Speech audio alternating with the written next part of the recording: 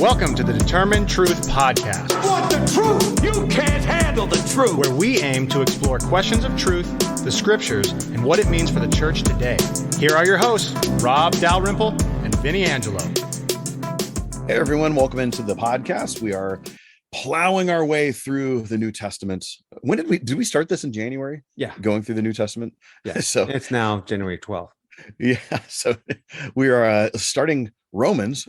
You could tell we're taking our time through, and we're still, this is going to be a fun series because we're working behind the scenes on getting some guests for this, and hopefully they work out because it's going to be a lot of fun. But if they don't work out, it's their loss. And it's still going to be a lot of fun. Exactly. So we've read through 4 Gospels, which are its own genre, its own style of writing. We went through the book of Acts, which it's its own genre. It kind of reads like a gospel, but it's different. The theological history that we're seeing in there. Now we're into, until we get to the book of Revelation, we're in letters. Fancy word for that is epistle, if you've ever heard that. It's just a letter. And so we're reading something different now. So letters are a little different. We're probably more familiar with how to read letters. So we could jump into that. We'll probably talk later down the line on how to read a letter and what makes a letter a letter. We'll say that for the next book, but we're going to start with Romans. This is like the letter of letter. Has there been a more influential book in the New Testament, certainly. And so we're going to jump into that. And so before we even talk about Romans and we get into chapter 1, what are approaches to reading Romans? How has maybe scholarship changed over the last 40 odd years, 45 years, in terms of just how we approach reading a book like Romans that has maybe shifted from where Romans has been at from the previous 500 years? We're going to have a discussion right now before we even start the book of Romans, for those of you guys who are listening, in kind of laying a foundation in terms of where the scholarly community is on Paul and Paul's theology and his perspective, and then how that affects us a little bit. And so I want you to hang in there with us a little bit. So kind of, if you have a paper and pen, kind of maybe take some notes or just kind of pay attention for a little second. And of course, if you get lost, don't worry about it. We're going to kind of try to really make this as practical as we can. But the reality is, because this is something that has a lot of weeds. It does, and it has a lot of significance too. I think it really has an. And so what we're going to try to boil this down to keep it simple as much as we can. But here's what I want you to know for you who are listening. This is not going to be a script. So normally Vinnie and I kind of have an idea, a template of what we're going to discuss, and we kind of go point by point by point, kind of through a set of notes.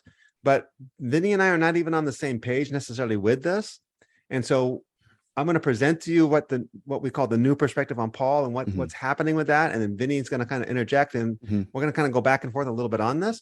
But I want to focus even, between Vinny and me, and that is, okay, why is this important? Kind of get your Winnie the Pooh thinking caps out and go, think. Okay. So anyway, but does that make me Eeyore, or who is it? Anyway, I don't know. You don't want to be Rabbit. You don't want to be Eeyore. Yeah. You know who's fun is Rue. That there you go. Yeah, or Tigger. Is there a happier, more jovial awesome person than Tigger? Anyway, I'm the only one. So I call that the Elijah Determined Truth, the musical. I call that the Elijah complex. I'm the only one. I got 7,000 of them. I'm the only one. Nice. Good pull. It's the Elijah complex. But what's happened is this: in the 1970s, based on some work that was happening before that, a biblical scholar kind of came up with the reality of saying, "Hey, wait a second. We now have a better understanding of what first century Judaism was like." And even when I say that, let me clarify. Most of what we say from first century Judaism, if you're aware of the historical context, Jerusalem was destroyed in the year 70. So you might have known, if you studied the Bible, about the Sadducees and the Pharisees, and maybe if you study biblical history a little bit, maybe about the Essenes, and maybe a little bit about Zealots and Herodians. And you may or may not know who these different groups are. Most of the Pharisees and Sadducees are the 2 major groups. The only group that survived the destruction of Jerusalem in AD 70 was the Pharisees.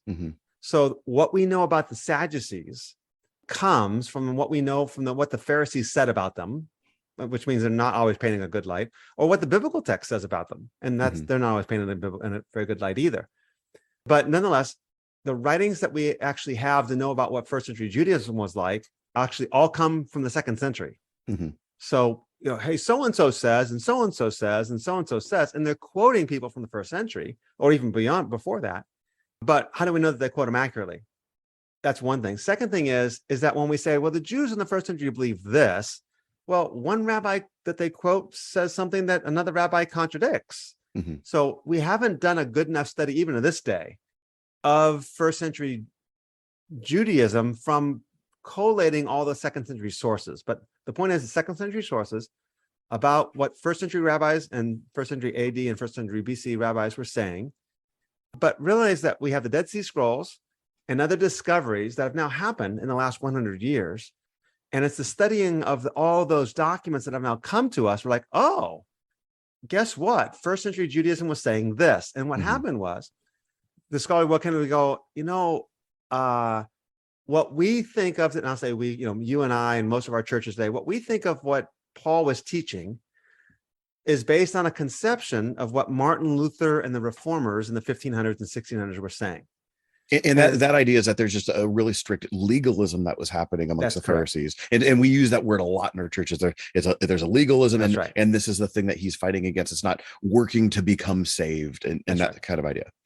What Luther and the reformers were saying is that the first century Judaism was legalistic, meaning they thought that one got saved by doing good works. You work your way in. And Jesus comes into the picture and says, guys, you're legalistic and you're arrogant.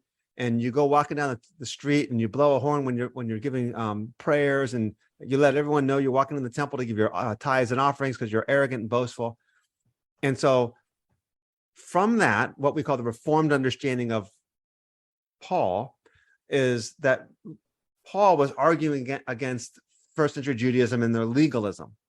Well, we now come across these discoveries and go, well, I'm not sure that they were completely legalistic. So let me kind of run down what the basic structure is saying, and then we can kind of go back and forth on some different ideas with that. So the basic idea that came about was the Jewish world believed that they were chosen by God, that God chose Israel, and that God then gave them the law. And that law was kind of God's promise that they were the ones who were elect, and there was a requirement to obey. Now, let me stop, by the way. There's always going to be a diversity of views within any group. You can't simply say this is what first century Judaism was like, because the reality is there's going to be a diversity. I mean, the Pharisees and Sadducees were radically diverse groups. But generally speaking, this is the idea that Judaism taught that they were chosen by God, given a law. The law exemplified their chosenness because that made them special because they had the law. They had a requirement to obey the law, and they thought that God rewarded obedience and that God punished disobedience.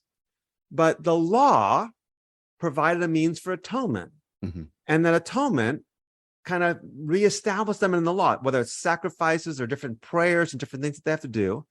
So it wasn't that they got saved by being obedient to the law. They got saved because they were chosen by God and given the law. And the idea of election, right? Election, exactly. That's what election is all referring to there. And so the law simply maintained their status as God's chosen people. The law wasn't the means by which they entered into it, like, oh, if they're faithful and obedient to the law. Now, remember this, by the way, when someone says, okay, Luther comes along and says, this is what first century Judaism was like, and then he reads Paul in light of that, or even Jesus in light of that, we all come to go, oh, that's cool. And we kind of adopt a framework for understanding Jesus in the Bible in this light, or Paul in the Bible in this light. And so understanding Paul in that, what we might call that reformed sense, and I'm using that, remember, I'm ordained as a reformed pastor. In that sense, we're saying we can make sense of Jesus and Paul, but all of a sudden the scholarly world, especially in the 70s, was going, but that's actually not correct, at least not fully. And there's debates on how fully correct it was. The idea was that the law was not the means for being saved. The law was an indication of that they are saved. And now law is a means by which they remain in the covenant. But if they break the law, they just go get sacrifices and they remain in the covenant. Now, here's the key, and that's this. When you get to Jesus, or when you get to Paul, and that's why it becomes a big issue, because now the gospel in the book of Acts, they all of a sudden go out to the Gentile world. And now you have this clash of culture. We talked about this a little bit in our Acts studies. And you have to respect that clash of culture and what that means and what that meant for them. And people in that first century world were like, I don't know what to do with this, because I've always been raised, if you're a Jewish person, I've always been raised to think I can't eat with a Gentile. I can't go into their homes. They are unclean. And again, if you have that mindset, everything that you experience over the course of your 40 years of life is going to reinforce that. See, they do these things. See, they do those things, right? It's like saying all people of this ethnicity are bad drivers. And then you see when it's a bad driver, like, see, they're all, but you skip the 5 that weren't doing the things that you thought they were doing, and you ignored that. So everything that you see and think gets filtered into this perspective. So if you're a first century Jew and you accept Jesus and you're like, okay, I get this Jesus thing. I'm struggling with it a little bit, but I understand he rose from the dead.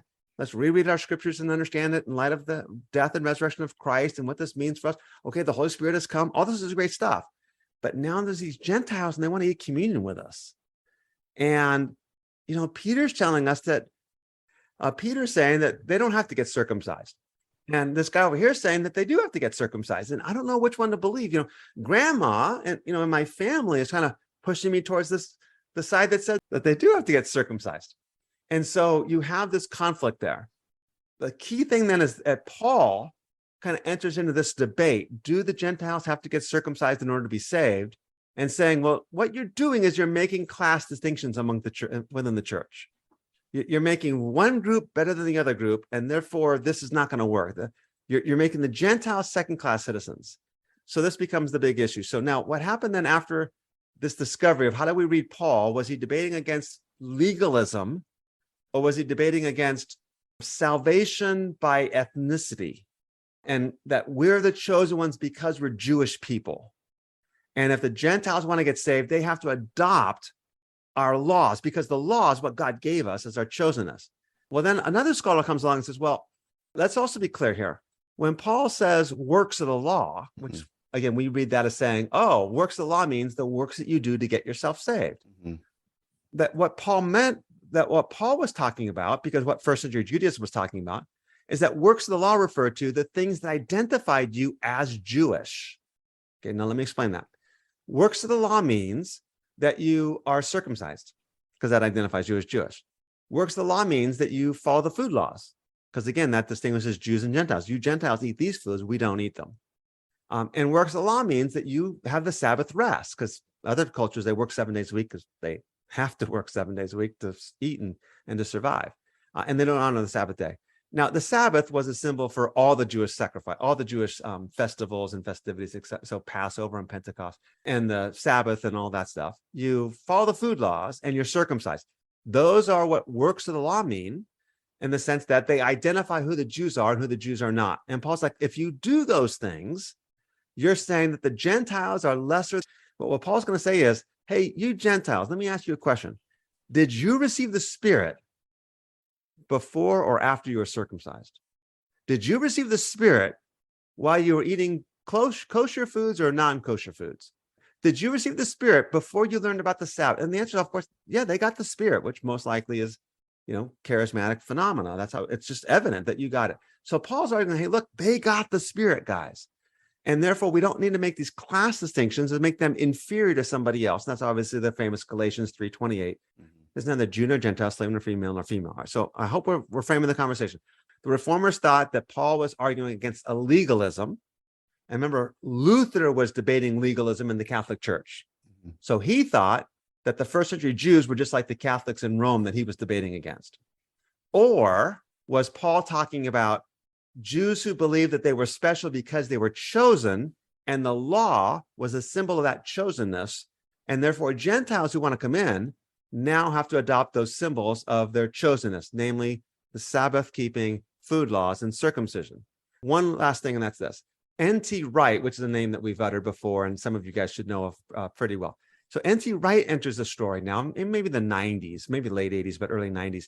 And he starts doing this massive work on Paul and says that what Paul and the New Testament was doing was that they were talking about the story of Israel as a story of God's elect people finding its fulfillment in Jesus. And therefore, those who follow Jesus are fulfilling the story of Israel, which is the story of being sent out of the land, and then that's exile, and then being restored back to the land. And all who repent, which means Gentiles can be included, because if they repent, they're in, are the exiles who are coming home. So this is the context that N.T. Wright adds to this. So N.T. Wright would say, yeah, it's definitely this idea that Jews are the chosen people by election, not by the law. The law simply identified you as chosen, and you maintained your identity as chosen by doing the law. But if you forget, or don't forget, but you sin, then you do sacrifices and you're restored back into your chosenness instead of being legalistically following the law. Does that make sense a little bit? Now there's more, but let me kind of stop there and see if Vinnie, if you want to comment or add anything there. Yeah, I mean, there's just a ton there. So just maybe Yeah. to summarize this, Yeah. and because this is a tough topic, I think, for Mhm. folks who have even been studying it for a while. It's like Yes. there's just a lot there, because what you're saying is you have a multi-century long understanding in the Protestant tradition of how to read something like Romans, Right. which is primarily viewed as a letter, a document, even almost like a systematic theology, right? We read Romans as though this is the declarative way to figure out how to get right with God. So the idea of how we read something like Romans is, this is talking about how you become one of God's people. Late 70s come along. The scholar you're talking about, his name's E.P. Sanders, this guy who does this great work, and he starts, pulling all these sources together. He starts challenging some of the ways in which the traditional Protestant understanding has been there, saying it's not just about legalism. And so now that sparked, it's funny because he critiqued the diversity of first century Judaism, but it's funny because even with this movement that you're talking about, Rob, the new perspectives on Paul, there's actually a lot of diversity in there. So Yes, you have someone like an N.T. Wright, who's obviously a huge name. There's a few other names that are big names. We probably don't want to say all of these just because this becomes information overload, and this just becomes a ton of names. So we're trying to simplify it as much as possible. And it strokes their egos. So yeah, exactly. We don't get paid for it. Yeah. But even something like you had mentioned, works of the law, like that technical term, you read it like a Romans 3. We'll get to it, I'm sure. For by the works of the law, no human is justified in this sight. So that becomes like one of the conversations. What does Paul mean by works of the law? And even within the new perspectives camp, you have different understandings of this is what we think it means. And so you could have all scholars who are on the same side of the equation generally, but even some of these details become something that they work through on, well, what does Paul mean by this? So it by the end of the day, there's something where even within, I would say, new perspectives camps that I've observed is there's been a shift from the traditional Protestant idea of something like Romans teaches you how to, how you become right with God. And there's more of that shift of, no, it's a Jew-Gentile conversation. So it's not how you become right with God, it's who is right with God. It's less of I don't know, maybe the way I'd say it is, there's less of a vertical emphasis that the Protestant tradition might have of this is me and God, rather than it becomes a horizontal thing. Who becomes right with God, and what does life look like amongst each other? Right. Would you say that's another way of maybe a difference between a Protestant reading and a traditional Protestant reading and a new perspectives reading? It's shifting and looking at those things. Okay, yes, but remember, the new perspective writers are still Protestant. Yeah, that's why I want to say the traditional Protestant. More of the Reformed understanding. Yeah. Okay, that's fine. So one of the things to add to this then would be the fact that Western Enlightenment thinking is very individualistic. Yep. And so we add to that of the fact that, okay, this is about me and my salvation. Yes. Yeah. And the Romans road, for all have sinned, for the wages of sin is death. Mm-hmm. And, if you confess with your mouth, Jesus is Lord. So we've learned to read Romans as in light of that. And it makes good sense in light of that also. So let me step back for a second also and note this, that one of the things that happens historically when you look at philosophy and history and how they work together, or it could be science, it could be any fields of study. Somebody comes along and says, hey guys, we've got, I'll use science for example, we've got all these anomalies, these things that don't make sense in light of the current theory, and nobody can explain them. Mm-hmm. Well, I got a new idea. If we look at it this way, then it makes sense of all of our anomalies, mm-hmm. and it explains all this other stuff also. So somebody like Copernicus and Galileo come along and do something. Hey guys, maybe the Earth's not the center and the sun is. Deaf view. Yeah, right. It doesn't play really well for the traditional crowd. That's the problem, point. right? Yeah. So it explains. So why does like Mercury appear in the western sky there, and then it just like goes back down, mm-hmm. and then all of a sudden it's like over in the eastern sky, and it comes, and then it goes back down. Why isn't it going around us?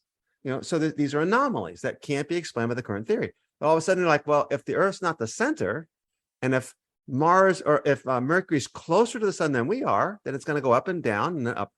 Oh, it makes all the sense in the world. The problem becomes that hypothesis then has to get tested and get examined by other scholars, and they refine it and they go back and forth. And maybe they go, no, it's just wrong. It's not the right one. This is the right one. Or maybe they go, actually, it is correct.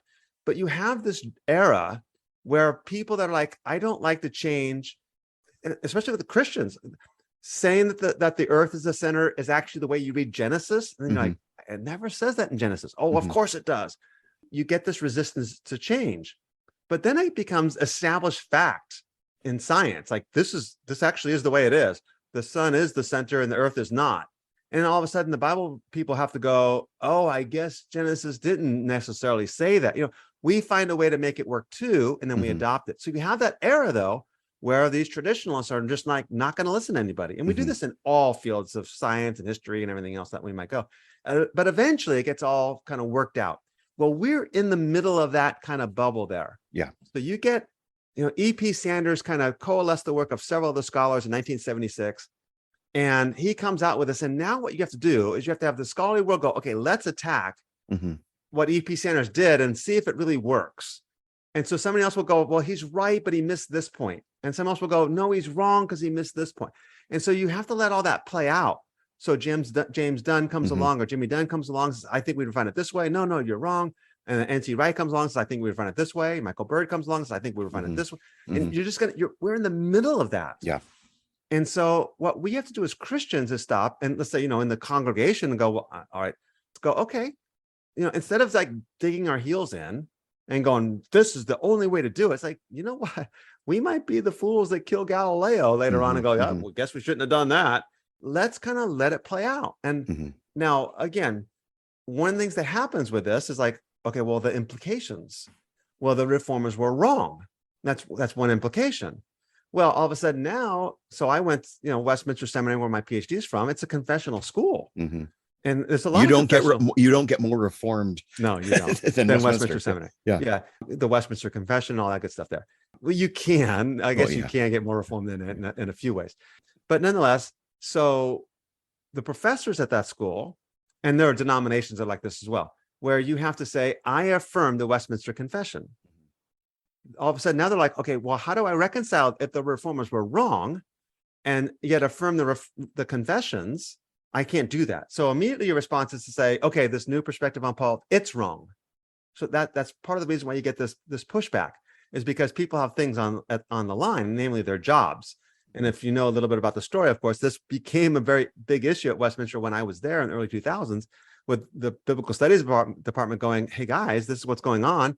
And the theology department going, no, right? And then you have the board coming in going, yes, right? And it caused some serious problems and people even lost their jobs as a result of it.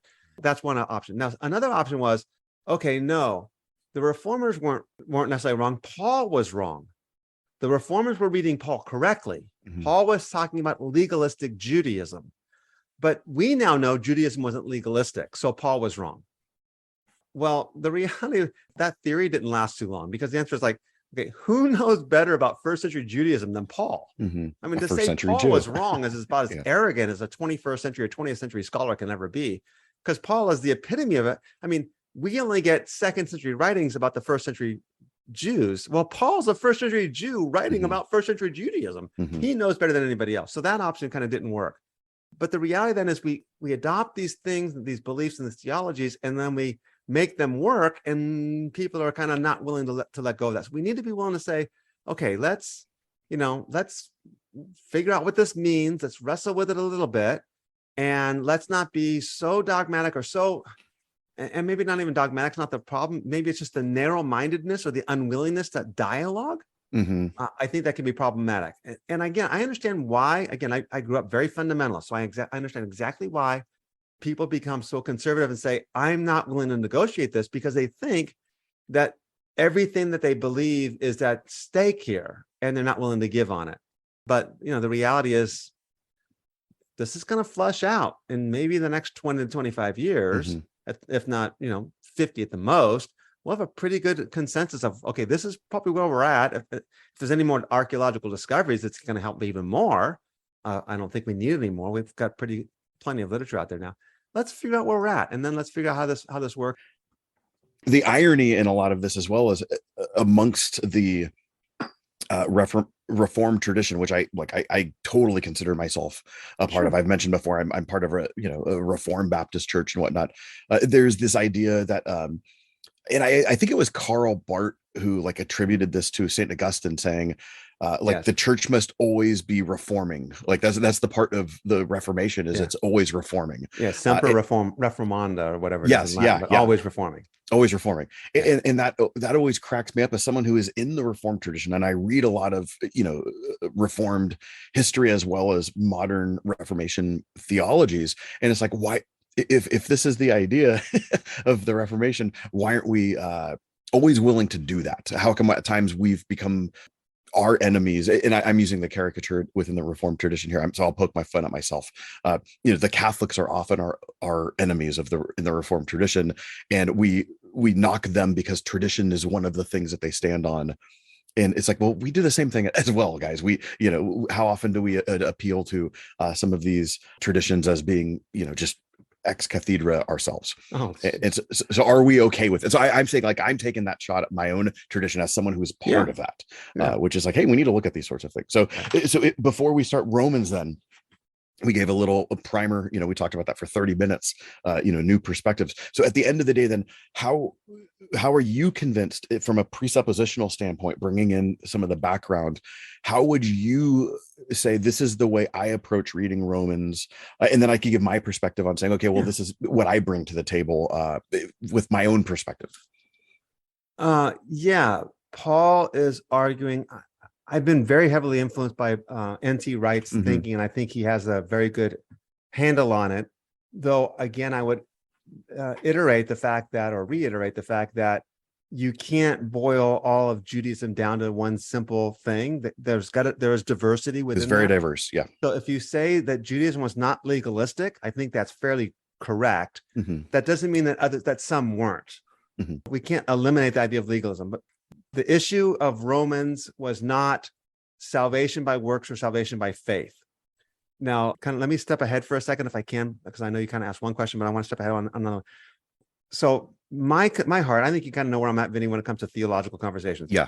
And that is, I hate having them because I've seen too many bad experiences of people arguing in a non-Christian way, just hating people and yelling at people and fighting and churches dividing. It's like, what are you doing?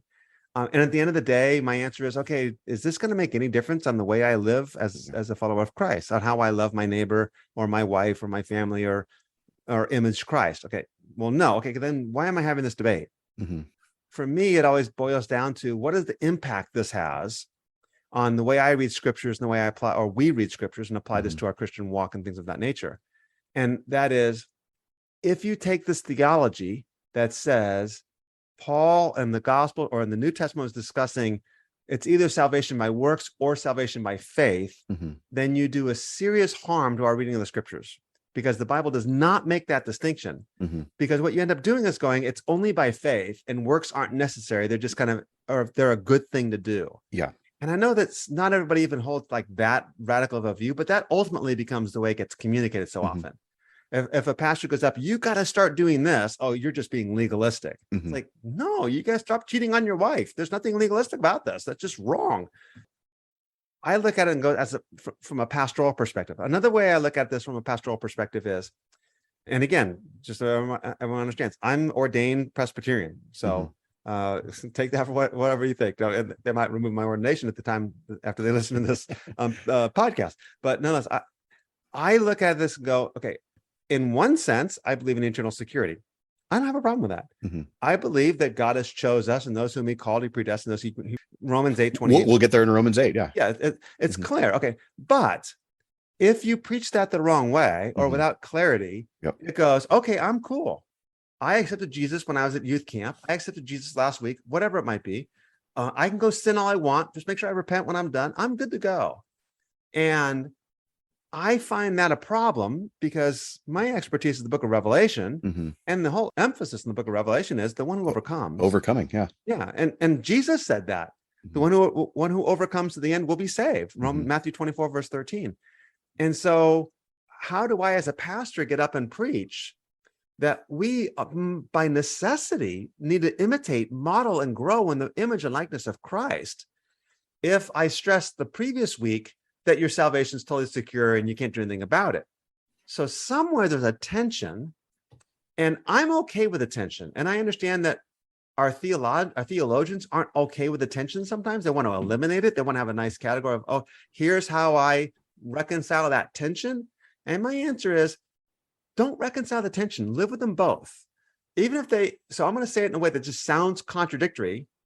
I know it's not in my own heart, but you're going to think it is. And that is, your salvation is secure in Christ, and you must overcome to be saved. Okay. And live in that tension. And what that means then is, my overcoming is not to earn the righteousness or the merit of God. I'm not because again, that's self-centered. Yeah. I'm not overcoming to get myself saved. I'm overcoming because this is what a saved person does. I'm overcoming because Christ overcame for me. And now I'm going to overcome for my neighbor and for those around me. So I do that because I know my salvation is secure, but I also do that because that's what it means to be a follower of Christ. And I must by necessity do that. And again, that word necessity, what people, they're going to go, okay, Rob, you just lost your ordination because, it's just, and it's just, no, let's live in that tension. So I don't know what your thoughts on that are. Hey everyone, thanks again for listening to the podcast. We really appreciate it, and hopefully it's blessing you. Hey, do us a favor. If this is something that you are digging, if it's helping you, if it's encouraging you, take a second just to like it, give it a review, give it 5 stars if you think it's 5-star worthy. Share it with your friends. And we just want to get this out to more people. This isn't something that we're in for the bucks, but it's something that we want to encourage and equip people with. So do that, help us out, and now we'll get back to the podcast. No, and to start bridging this, as someone who works in a local congregation who is reformed, and like I personally would have no problem teaching something like a tulip, the theological concept of a tulip, and with that, go ahead and explain what that is. It's an acronym that was developed. People think Calvin created it, but he didn't. There's a whole thing there, but it's Calvin did everything that he did. Calvin did everything because he's super Calvin, but it's an acronym that stands for theological conclusions. So there's a total depravity of the human being. That's meaning the T that in oneself you're born in original sin, not having a desire to please God.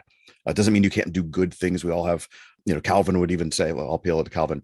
You could have, a neighbor who is a non-Christian who might do good things. It's just, what is the motive for them wanting to do those things? Right. So the U would be unconditional election, that it's God who elects his people. You appeal to Romans 8. So that would be one of the places. Unconditionally, meaning not because of your good looks, anything or because you of your did, nationality or gender, your race, or anything else, or because of the good works you do. It's nothing. Yeah, that's right. Yeah. The L would be limited atonement. Well, if this is the case, then the atonement, what Jesus died for, the elect, those whom God elected. Yeah, and let me comment on that. Many people who believe in Reformed theology have a problem with that L. Yes, and so there's people T-U-L-I-P, and the L of limited atonement is, some will say, well, Jesus can't do anything as a waste. His blood is precious and redemptive. So if he died for you, it must work. Yes. So if he died for you and yet you don't have faith, then his blood was died in vain, or his blood was spilt in vain. That doesn't make any sense. So he only died for the elect. It's a limited atonement. Many people, myself included, who are Reformed say, I can't go for the L part. Yeah, and there's many people who would refer to themselves as like a 4-point Calvinist, and that's usually the point. Yeah, and 5-point Calvinists say there's no such thing. You're the 5-pointer. It's like, okay, it's the absolutism. Yeah, exactly. Are we done? This is where people. That's when I go off to the bathroom, get a cup of coffee, and get a drink of water. And I was going to say, to your point, this is when people start getting the arguments, and then they start deciding who's in and who's out because you can't agree a theological point. I can't be 4 points. It's like, who made that rule? Yes, exactly. That's not sola scriptura. And so then the I would be irresistible grace, that those who God calls are going to have a positive response to the ones he died for, they atoned for. Yes. Then get grace, and that grace can't be resisted. Yes. And therefore they by definition are the ones who are saved. Yes. And then the Which P would be that you're going to hell because you didn't get grace. And yes. And then the P is the perseverance of the grace, that those who have experienced this will persevere to the end. Yeah. Which is not the way, that's not the way all perseverance of the faith is actually defined, though. So perseverance of the faith is that's why I go, hey, you guys are missing Calvin a little bit here. the ones who are predestined, chosen, elect, for whom Christ died as atonement was for you, and for whom he gave you irresistible grace. You persevere because you, by definition, are ones who persevere.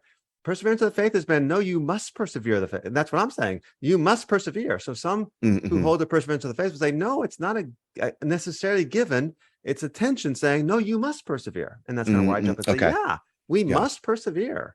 Yeah. And this is where like going into the next thing I was going to say is, like we're getting ready to launch a series in the fall in a few weeks now at our church through the book of James. And so even in talking there, this is a book where you talk about Luther in his first addition to the New Testament, he describes the book of James as an epistle of straw. Like he did not know what to do with it. He thought James was non-inspired. Yes, because he had this view of books like Galatians and Romans, which completely rocked him. Those are the two of the books that he wrote commentaries on. And so he didn't know what to do with something like James. And so this is where it's beautiful, because when you read someone like a Calvin, it's funny because we do have a staunch, and I don't want to make this I'm not an apologist for Calvin at all. I'm not even Presbyterian. Calvin had, I think, a number of problems.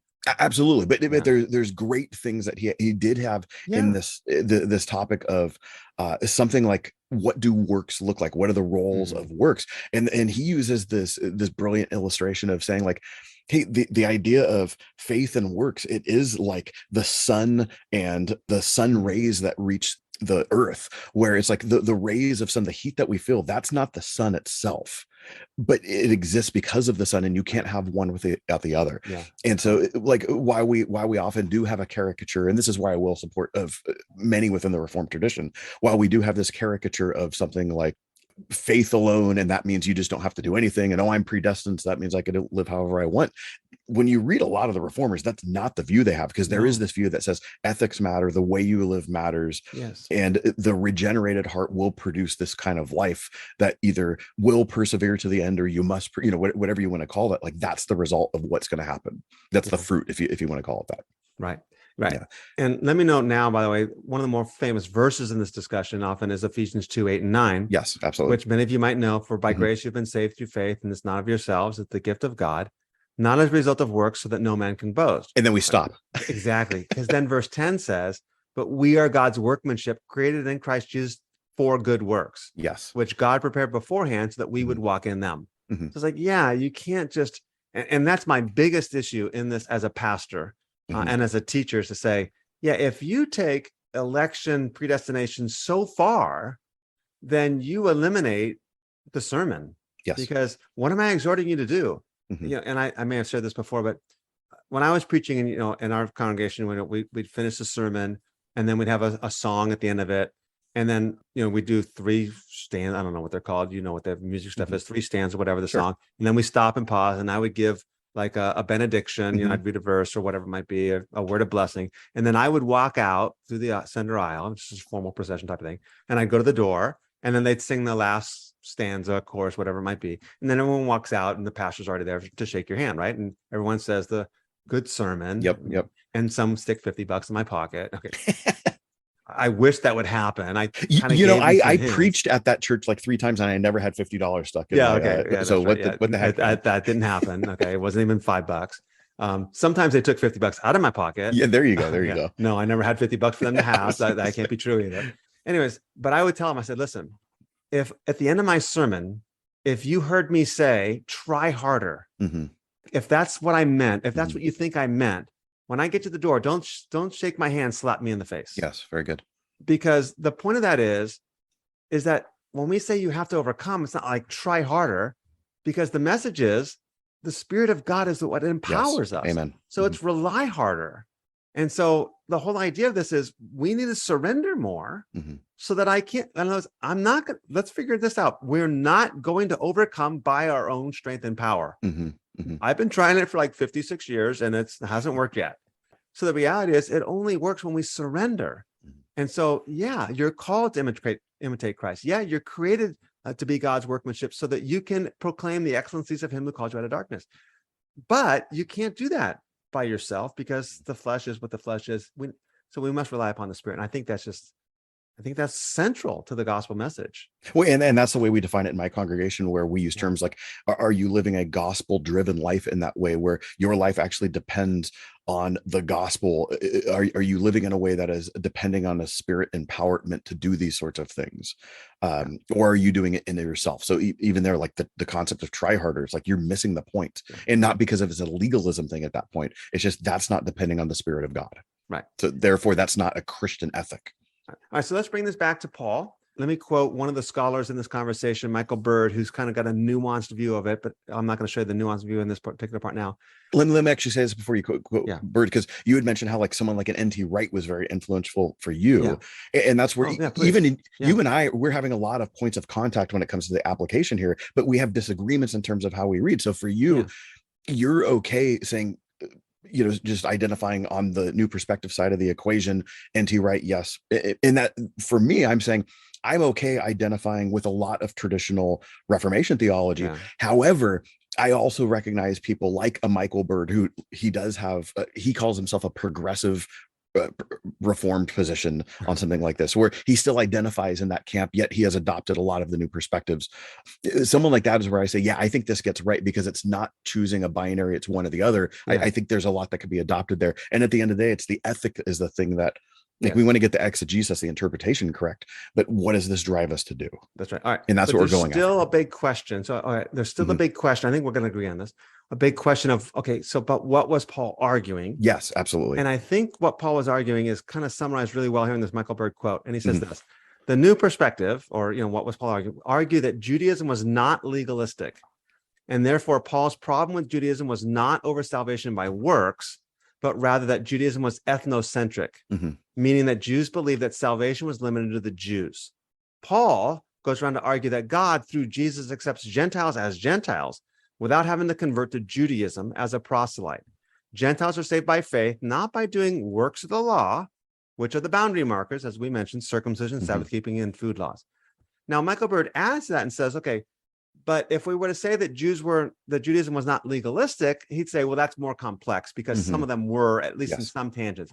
But I hope that summary of what I just read was, Paul's concern was, you've made this ethnic, you've made one superior to the other, and you've made our brothers and sisters in Christ second-class citizens in the kingdom of God. And so you can see this, especially in the book of Ephesians, the barrier, the boundary wall that divided Jews and Gentiles, Jesus Christ broke it down. And we are now one in Christ Jesus. 1 Corinthians opens up with, I exhort you, brothers, to be one. So this unity, because remember, again, unity reflects the Trinity. God is one. And remember, if you go back to the garden, Adam and Eve were one. In fact, before they sinned, they were naked and didn't even know it, because they were one. Once they sinned, they're like, hey, we're not the same, what are we doing here? Hey, you got no clothes on, put some, and all of a sudden they realized the disunity. So the unity of the church, the unity of God's people, reflects the nature of God and his intention as our image bearers. And so Paul's like, this is critical. But again, Paul was not arguing explicitly, at least, this is the process about how an individual person gets saved. That's modern Westernism. And Judaism was complex and probably did not reflect the Roman Catholic Church at the time of Martin Luther, but was more nuanced and had at least some sense in which ethnicity was the barrier. Would you agree with that? Ethnicity was the boundary marker that they were making distinctions of. So would you affirm that much of a distinction that I made, or do we differ a little bit more? No. And even when I go, I'm going to teach through the book of Romans coincidentally in the fall in my Sunday school class. And that's what we'll talk about in week 1. It's not just one Roman church. You probably have between 4 and 8 congregations in Rome, Christian congregations. People, they're small congregations, and what you probably have is a predominant Gentile congregation with some Jews in there, and the Gentiles are. This is at least largely I've pulled from Doug Moo on this, so this is a lot of his perspective. So I'd love to hear your perspective. But you have this largely Gentile congregation within following the Jewish Messiah, and so now you have these issues between Jew and Gentile saying, who has claim here? What's happening with these ethnic issues that are happening? And so that's a lot of what is happening. This is what you see in between the end of chapter 1 and the beginning of chapter 2 with some of the issues that are being addressed, which I'm sure we'll get into when we get in the text. And so I actually appeal to a quote that Mike Bird uses a lot when it comes to this topic and in Galatians, which is the point of the gospel is you're in by grace, not by race. And that's a way, which is anachronistic if you apply that to the first century, but we get it. Yeah. And that's just the way he's trying to frame the conversation in terms of this is a very real issue that's happening. It's how Jewish does a Gentile need to become to follow the Jewish Messiah. And so this is a lot of the issue that's being dealt with in both a book like Romans or Galatians. And so I would absolutely affirm that those things are happening. I would just say, I think that there's also individual stuff happening. Like how does one get right with God? I don't think it's at the expense of that. I think I think this is probably the front door issue. And then it's addressing those other things as well from our traditional Reformation reading. All right. So we don't have this in our notes that we weren't going to, I was going to kind of skip over the introduction to Romans, but I think you brought up a good point. And it's probably pertinent to mention that it's very likely. Now remember, when you get to the book of Romans, Paul has never been to Rome. So he's writing to a church that he's never been to. We have to somewhat speculate a little bit here, but in the late 1940s, the Emperor Claudius, and he reigned from 41 to 54.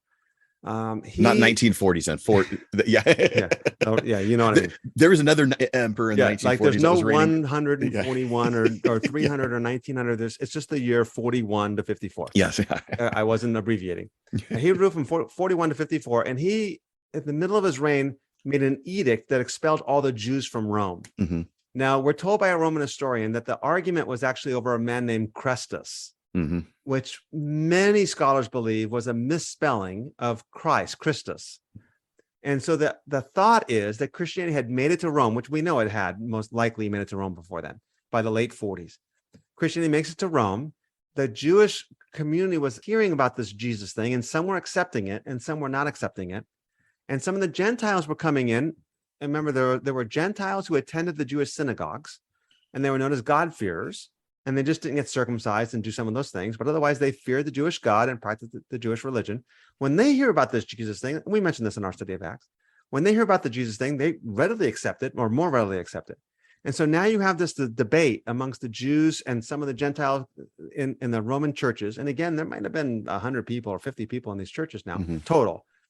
And this debate arises, and the Jews, whether they're the Jewish Christians or the Jews outside, members of the synagogue, over this Chrestus thing, there's such a conflict that Claudius says, you know what, all Jews get out of here. And again, the Jews were not well respected back at that time. Anti-Semitism was a real thing throughout much of history, etc. So the Jews were expelled. And if you're reading the biblical story, Aquila and Priscilla are two of the Jewish Christians who were expelled from Rome at that time.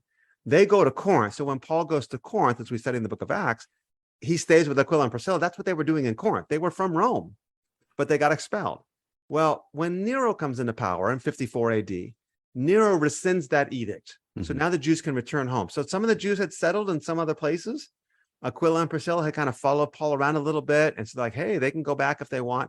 So some of the Jews come back. Well, now what you have then is in Christianity, you have a solely Gentile church for X number of years.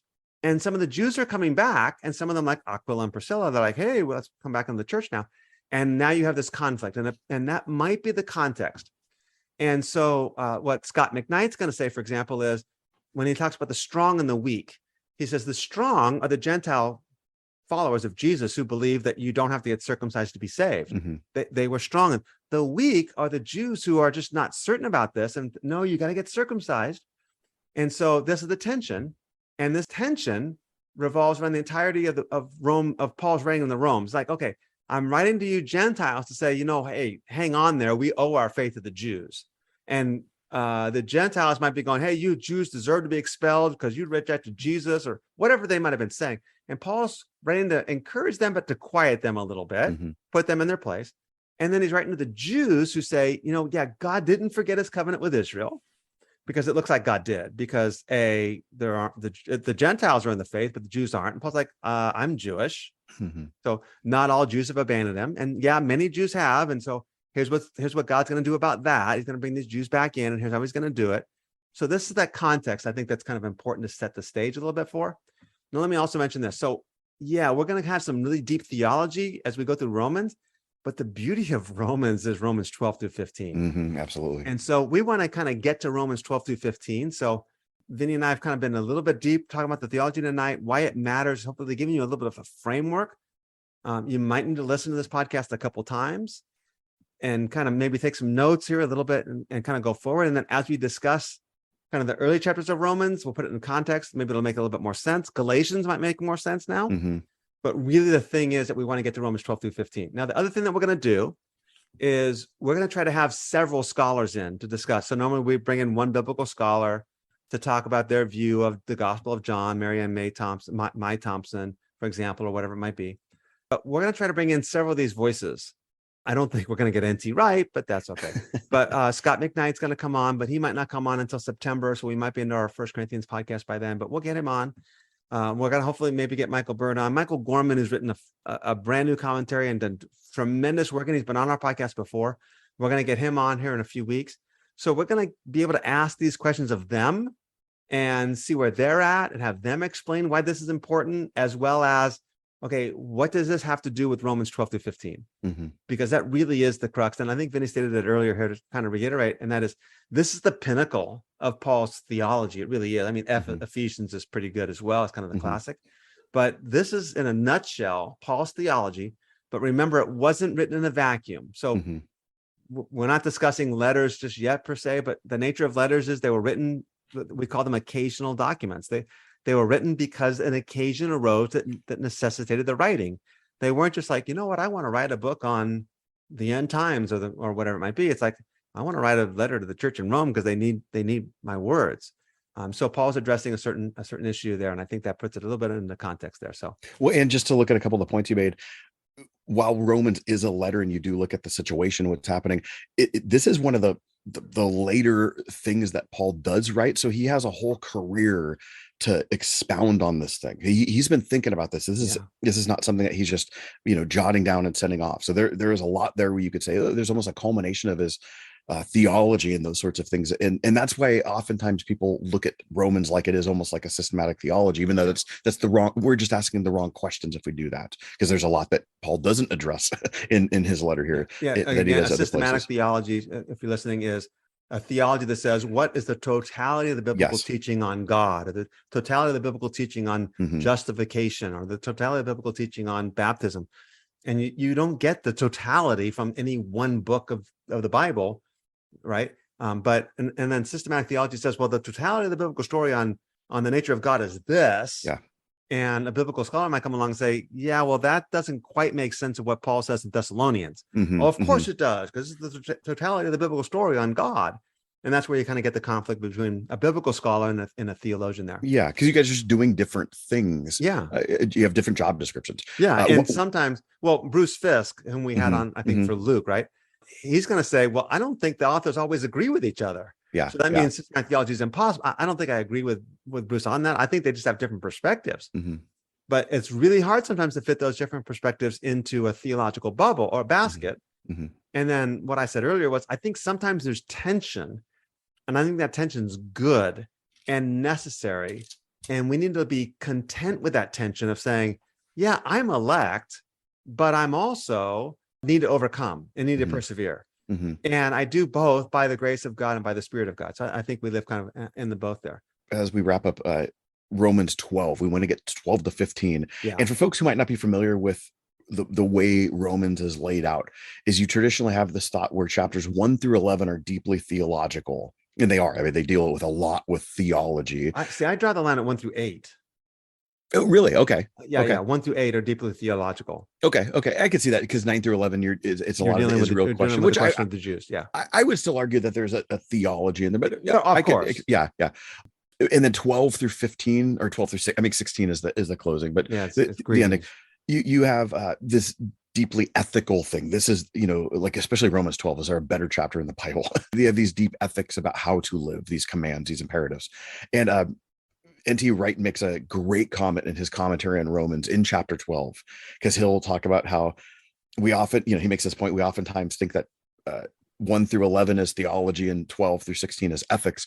But we need to remember that all of Paul's, I'm trying to quote him correctly, all of Paul's theology is ethical and all his ethics are theological. Yeah. You can't divide them. You can't. And we need to see the beauty of that. You can't just pick up in chapter 12. You can't just drop into these things. He's making a point. It would be no different than how you would read Ephesians, where the first 3 chapters are written in such a way, and then chapters 4 through 6 shift. And it's like all these things need to be written together and read together. Yeah. And just keep it simple. You need to love your neighbor as yourself. Yes. Why? That's your ethic. Why? Because God is love. There's your theology. Exactly. And the theology, the ethics flow from the theology. You just can't separate these two. Yeah. And when you do separate them, that's when you get the issue that you're talking about as a pastor of it becomes try harder when it's just the ethic. Because now you're trying to do something that does not depend on a gospel driven way of living, that you're depending on the empowering spirit of God. Yeah. Let me also mention this, and that is, we can take a little bit of measure of consolation from this, from the context of Romans. That is, there's a dispute between Jews and Gentiles. Mm-hmm.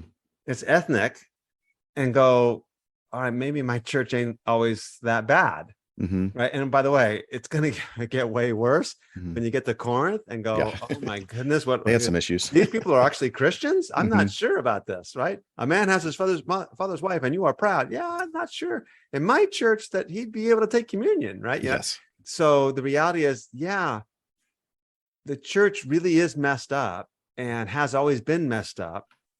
And I think that speaks in a lot of different ways. We'll probably be covering this as we go through all the letters there.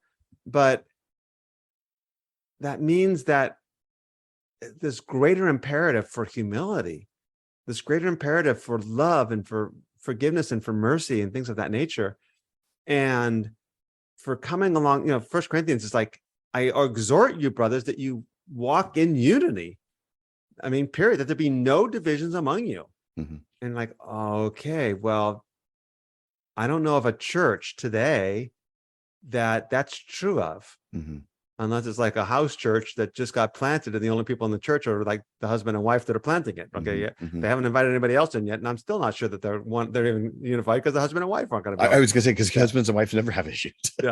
But so the reality is, let's think about that and process that, because I think a lot of people in our congregations and our churches, I think a lot of pastors get frustrated when it's not perfect, because that means I'm not a good leader, or you're not listening well enough. And I think a lot of people in the congregation get frustrated and take it out on the pastor, because what are you doing? And stop and say, okay, look, we need to have some level of understanding of the fact that we're not going to agree on all these issues, but we're still going to go to church and take communion together, and we're good with this. And let's relax a little bit on some of these things. And I'm not saying that they're not important. I'm just saying that we haven't got it all figured out. We don't have Paul here anymore, right? We don't have John here anymore, Peter here anymore to go, okay, this is what I meant.